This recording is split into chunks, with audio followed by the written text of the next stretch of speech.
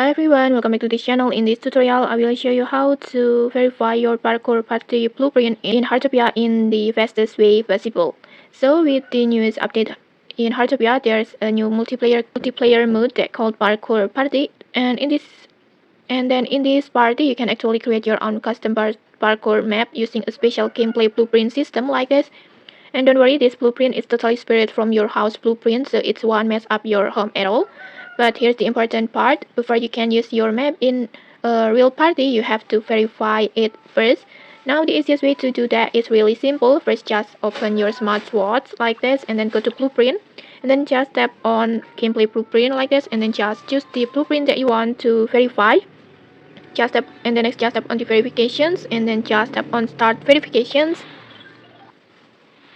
And then here's the trick to finish it fast. You don't actually need to follow the parkour route. You just spawn in and then run straight from the start point directly to the finish line. Like this. You can just completely ignore the obstacle. And just like that, as soon as you reach the finish area, the system will instantly register your blueprint as verified. And now just go back and you will see your blueprint is already marked as verified and ready to use.